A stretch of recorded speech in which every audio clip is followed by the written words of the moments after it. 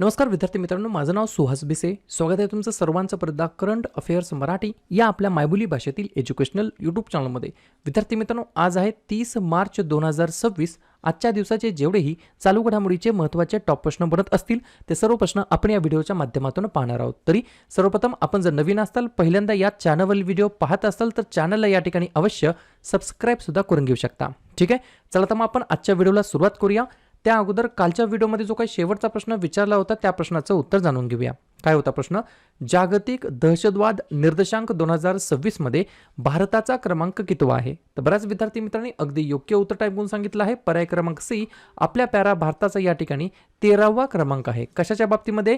जागतिक दहशतवाद निर्देशांक 2026च्या बाबतीमध्ये भारताचा क्रमांक 13वा आहे. क्लिअर? आता पाहूया विद्यार्थी मित्रांनो, प्रश्न क्रमांक पहिला. टोटल संपूर्ण व्हिडिओमध्ये 12 प्रश्न असतील. सुरुवातीपासून शेवटपर्यंत व्हिडिओ प्रामाणिकपणे पाहण्याचा प्रयत्न करा. एक एक प्रश्न महत्त्वाचा आहे. तुम्ही कोणत्याही परीक्षेची तयारी करा. प्रश्न क्रमांक पहिला काय आहे? पश्चिम आशिया संकटामुळे राष्ट्रीय ऊर्जा आणीबाणी जाहीर करणारा जगातील पहिला देश कोणता आहे? प्रश्न क्रमांक पहिल्याचं योग्य उत्तर आहे पर्याय क्रमांक डी, फिलिपाईन्स नावाचा एक देश आहे. त्या देशाने काय केलेलं आहे, किंवा तो देश या ठिकाणी पश्चिम आशिया संकटामुळे राष्ट्रीय ऊर्जा आणीबाणी जाहीर करणारा जगातील पहिला देश या ठिकाणी ठरला आहे. याच्या मागचं कारण काय ते लिहून घ्या. इराण इस्रायल संघर्षामध्ये होर्मुझची समुद्रधुनी बंद असल्याने इंधन पुरवठा ठप्प होण्याचा धोका. पश्चिम आशियातील मध्य पूर्व संघर्षाच्या पार्श्वभूमीवर इंधन पुरवठा साखळी विस्कळीत झाल्यामुळे फिलिपिन्स हा देशात राष्ट्रीय ऊर्जा आणीबाणी जाहीर करणारा जगातील पहिला देश ठरला आहे. फिलिपाईन्स या ठिकाणी वर्तमानमधील अध्यक्ष आहेत फिलिपाईनचे बोंग मार्कोस. सिनेटचे अध्यक्ष आहेत टिटो सोटो. राजधानी आहे या ठिकाणी मनिला आणि चलन वापरलं जातं फिलिपियन पेसो. ठीक आहे, या गोष्टी तुम्हाला लक्षात ठेवायच्या आहेत. जसं की कालचा पेपर झाला पोलीस भरतीचा, मला कमेंट करून सांगा या ठिकाणी आपल्या चॅनलच्या कंटेंटचा पीडीएफचा तुम्हाला या ठिकाणी परीक्षेमध्ये फायदा झाला की नाही, तुम्हाला किती प्रश्न आले या ठिकाणी मला कमेंट करून सांगा, जेणेकरून इतर विद्यार्थ्यांना लक्षात येईल की हा जो काही चॅनलचा कंटेंट आहे तो आपल्या येणाऱ्या एक्झामला फायदेशीर ठरणार आहे की नाही. बरोबर? तत्पूर्वी आपली 3 महिन्याची जी काही पीडीएफ आहे जानेवारी 2026 ते मार्च 2026 ही ऑलरेडी लॉन्च झालेली आहे. या पीडीएफचा सुद्धा या ठिकाणी परीक्षांना फायदा होत असतो. बरोबर? ही पीडीएफ कशी घ्यायची? मोबाईलमध्ये फोन पे गुगल पे ओपन करा. फक्त QR कोड स्कॅन करूनच तुम्हाला पेमेंट करायचं आहे. पीडीएफची किंमत 50 रुपये आहे. पेमेंट करून त्याचा स्क्रीनशॉट 96 730 58 600 या व्हॉट्सअप नंबरला मला स्क्रीनशॉट पाठवा. 20 ते 25 मिनिटांमध्ये तुम्हाला पीडीएफ दिली जाईल, ज्याची तुम्ही बॅक टू बॅक झेरॉक्स काढू शकता. ठीक आहे, पुढचा प्रश्न क्रमांक दुसरा. 2026 मध्ये सेबीच्या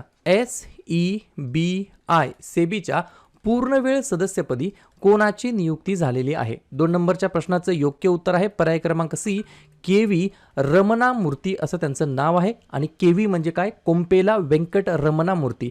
एवढं मोठं ऑप्शनमध्ये तुम्हाला नाव दिसेल किंवा काय दिसेल? KV रमणा मूर्ती असं जरी दिसलं तरी योग्य उत्तर असणार आहे. ठीक आहे, कोम्पेला वेंकट रमणा मूर्ती असं त्यांचं नाव आहे. 2026 मध्ये सेबीच्या पूर्णवेळ सदस्यपदी त्यांची नियुक्ती करण्यात आली आहे. बरोबर? सेबी बद्दल बोलण्यात आलं. सेबीचा फुल फॉर्म काय? Securities and exchange board of India, भारतीय सुरक्षा आणि विनिमय मंडळ मराठीमध्ये म्हणता येईल. स्थापना झाली 12 एप्रिल 1988 ला.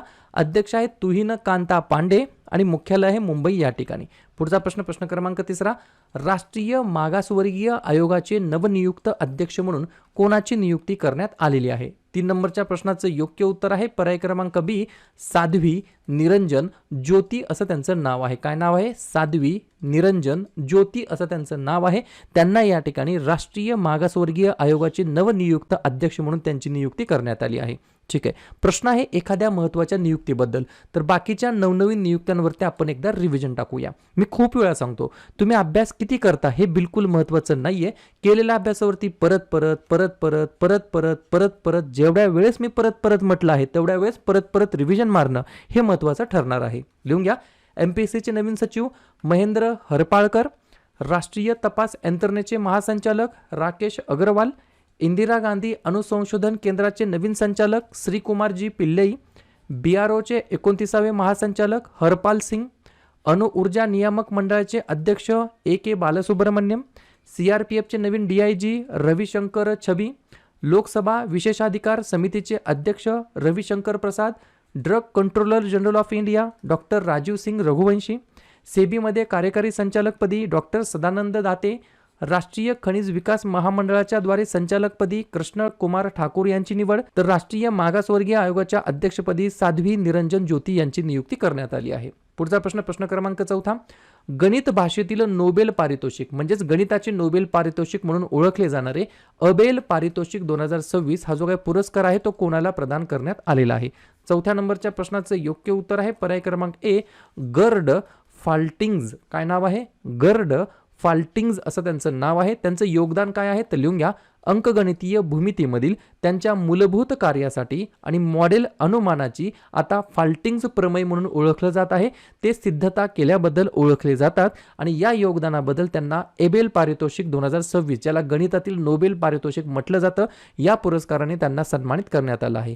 गर्ड फाल्टिंग्ज असं त्यांचं नाव आहे. काय नाव आहे? गर्ड फाल्टिंग्ज असं त्यांचं नाव आहे. ठीक आहे. प्रश्न आहे पुरस्कारासंदर्भात. पुढचा प्रश्न क्रमांक 5, प्रतिष्ठेचा असलेला मार्क लिंटन इतिहास पुरस्कार 2026 कोणी जिंकलेला आहे? तर योग्य उत्तर आहे पर्याय क्रमांक डी, विल्यम डॅल रिम्पल असं त्यांचं नाव आहे. काय नाव आहे? विल्यम डॅल रिम्पल असं त्यांचं नाव आहे. मार्क लिंटन इतिहास पुरस्कार 2026 त्यांनी जिंकलेला आहे. कशासाठी? तर the golden road how ancient India transformed the world नावाचं पुस्तक आहे. या पुस्तकासाठी हा पुरस्कार मिळालेला आहे. ठीक आहे. सलग प्रश्न आहेत पुरस्कारासंदर्भात, तर लगेच नवनवीन पुरस्कार प्राप्त व्यक्तींवरती रिव्हिजन टाकूया. बाल साहित्य पुरस्कार 2025 सुरेश सावंत यांना. 2025चा मानसिक आरोग्य पुरस्कार सायमा वाजेद यांना. चिंता रवींद्रन पुरस्कार 2025 शरणकुमार लिंबाळे यांना. नृत्य कलानिधी पुरस्कार उर्मिला सत्यनारायणन यांना. सुभाषचंद्र बोस आपत्ती व्यवस्थापन पुरस्कार सीता अशोक शेळके यांना. विली रिसर्च हिरोज पुरस्कार डॉक्टर चंद्रकांत लहरिया यांना. सीईओ ऑफ द इयर पुरस्कार समीर कनोडिया यांना. MP बिर्ला स्मृती पुरस्कार यशवंत गुप्ता यांना. संगीता कलानिधी पुरस्कार डॉक्टर जयंती कुमारेश यांना. 2026चा स्टॉकहोम वॉटर पुरस्कार कावेह मदानी यांना. ब्रिक्सतर्फे woman empowerment trailblazer award 2026 Kalpana Soren यांना. तर 35व्या सरस्वती सन्मान 2025ने रामकुमार मुखोपाध्याय यांना सन्मानित केलेला आहे. क्लिअर? पुढचा प्रश्न क्रमांक 6, प्रतिष्ठेच्या जागतिक युवा संसदेमध्ये भारताचे प्रतिनिधित्व करण्यासाठी निवड झालेली स्तुती प्रधान कोणत्या राज्याला बिलॉंग करतात? तर 6व्या नंबरच्या प्रश्नाचं योग्य उत्तर आहे पर्याय क्रमांक सी, सिक्कीम हे या प्रश्नाचं योग्य उत्तर असणार आहे. तर सिक्कीम या राज्याला बिलॉंग करतात. नाव आहे त्यांचं स्तुती प्रधान. हे कोण आहेत? तर जागतिक युवा संसदेमध्ये भारताचे प्रतिनिधित्व करण्यासाठी निवड झालेली स्तुती प्रधान आहेत. त्यांचं या ठिकाणी जे काही स्टेट आहे ते आहे सिक्कीम. ठीक आहे. सिक्कीमबद्दल सांगायचं म्हटलं तर स्थापना 16 मे 1974, माफ करा 1975. मुख्यमंत्री आहेत प्रेमसिंग तमांग. राज्यपाल आहेत ओमप्रकाश माथुर. राजधानी आहे गंगटोक. एकच महत्त्वाचं राष्ट्रीय उद्यान खांग चेंड झोंगा आणि एकच महत्त्वाचं धरण रंगीत नावाचं.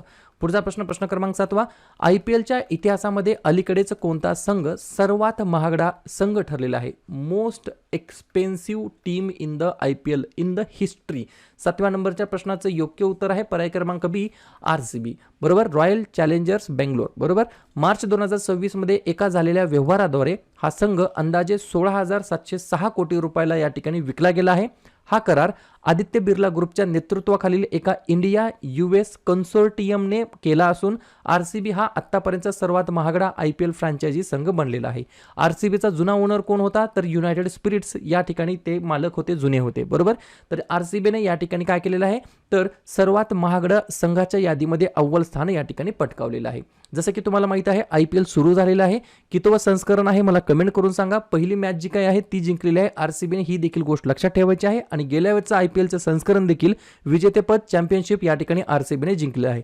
गेल्या वेळचं 18व्या क्रमांकाची आवृत्ती होती आणि 18व्या क्रमांकाची आवृत्ती या ठिकाणी RCBने जिंकली आहे, जी की त्यांची पहिली या ठिकाणी काय होती? ट्रॉफी होती. 8व्या नंबरचा प्रश्न लिहून घ्या. भारतीय सैन्यामध्ये नुकत्याच समाविष्ट झालेल्या शौर्य स्क्वाड्रन्स प्रामुख्याने कोणत्या प्रकारच्या रेजिमेंटशी संबंधित आहेत? 8व्या नंबरच्या प्रश्नाचं योग्य उत्तर आहे पर्याय क्रमांक ए, चिलखती पलटणी. काय? चिलखती पलटणी किंवा रेजिमेंट याच्याशी संबंधित आहेत. यांचा उद्देश काय असतो तर रणगाडा कमांडरांना शत्रूवर अचूक हल्ल्यासाठी आणि पाळत ठेवण्यासाठी क्षमता देणे. बरोबर. या ठिकाणी प्रेसिजन स्ट्राईकसाठी सर्व्हलन्स देणे, क्षमता देणे याची या ठिकाणी काय आहे ते ओळख आहे. चिलखती पलटणी असं त्यांचं नाव आहे. ठीक आहे. पुढचा प्रश्न क्रमांक 9, भारताच्या पहिल्या पिंक स्टँडला कोणत्या महिला क्रिकेटपटूचे नाव देण्यात आलेलं आहे? 9व्या प्रश्नाचं योग्य उत्तर आहे पर्याय क्रमांक सी, हरमनप्रीत कौर असं त्यांचं नाव आहे. आणि हा जो काही स्टँड आहे तो क्रिकेटमधील तिच्या योगदानाचा सन्मान करतो आणि एक सुरक्षित सर्वसमावेशक वातावरण निर्माण करण्याचे उद्दिष्ट ठेवतो. तर भारताच्या पहिल्या पिंक स्टँडला या ठिकाणी हरमनप्रीत कौर या महिला क्रिकेटपटूचे नाव देण्यात आलेलं आहे. पुढचा प्रश्न, सोनोवाल कचरी समाज प्रामुख्याने कोणत्या राज्यामध्ये आढळतो? तर पर्याय क्रमांक सी, आसाम या राज्याच्या अंतर्गत या ठिकाणी आढळतो. कोणता? तर सोनोवाल कचरी समाज प्रामुख्याने आसाम राज्याच्या अंतर्गत आढळतो. एका नवीन अभ्यासामध्ये सोनोवाल कचरी समुदायाद्वारे ताप, खोकला, मुतखडा आणि त्वचा रोगांसारख्या आजारांवरती उपचार करण्यासाठी वापरल्या जाणाऱ्या 39 वनस्पतींची नोंद करण्यात आलेली आहे. जाता जाता आसामबद्दल चर्चा करून जाऊया. स्थापना झाली 26 जानेवारी 1950. मुख्यमंत्री आहेत हिमंता बिस्वा शर्मा. राज्यपाल आहेत लक्ष्मण प्रसाद आचार्य. राजधानी आहे दिसपूर. 5 महत्त्वाचे राष्ट्रीय उद्यान, काझीरंगा, मानस, डिब्रुसैखोवा, रायमोना आणि देहिंग पटाई. आणि 2 महत्त्वाचे धरण, पगलडिया आणि सुबानसिरी. पुढचा प्रश्न, प्रश्न क्रमांक 11वा. शास्त्रज्ञांच्या मते शनीच्या कक्षेमध्ये 11 नवीन चंद्र सापडलेले आहेत. तर शनीच्या चंद्रांची एकूण संख्या किती आहे? 11व्या नंबरच्या प्रश्नाचं योग्य उत्तर आहे पर्याय क्रमांक बी, 285 या ठिकाणी एकूण शनीच्या चंद्राची एकूण काय आहे तर संख्या आहे. या शोधामुळे शनी सूर्यमालेमध्ये सर्वाधिक चंद्र असलेला ग्रह म्हणून आपले स्थान अधिक मजबूत करत आहे. 2023 मध्ये ही संख्या 145 होती.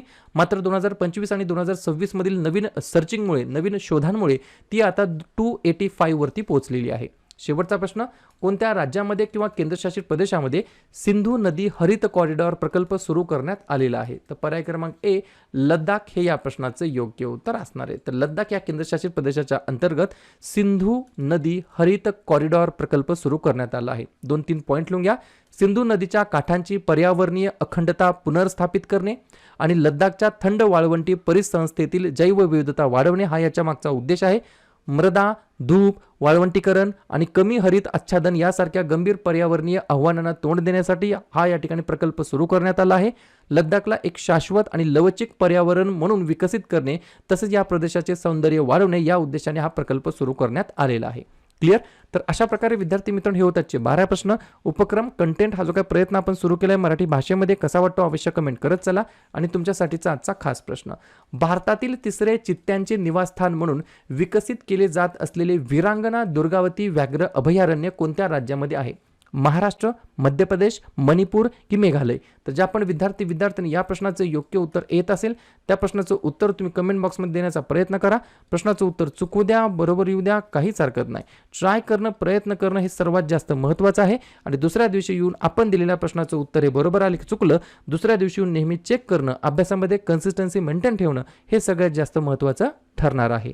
लगेच काय करूया, मार्च महिन्यातील जेवढेही महत्त्वाचे दिवस असतील त्याच्यावरती आपण एकदा रिव्हिजन टाकूया. 1 मार्च शून्य भेदभाव दिवस आणि जागतिक नागरी संरक्षण दिवस. 3 मार्च जागतिक वन्यजीव दिवस आणि जागतिक श्रवण दिवस. 4 मार्च राष्ट्रीय सुरक्षा दिवस. 8 मार्च आंतरराष्ट्रीय महिला दिवस. 10 मार्च CISF स्थापना दिवस. 11 मार्चला नो स्मोकिंग डे. 12 मार्च जागतिक किडनी दिवस. 13 मार्च जागतिक झोपेचा दिवस. 15 मार्च जागतिक ग्राहक हक्क दिवस.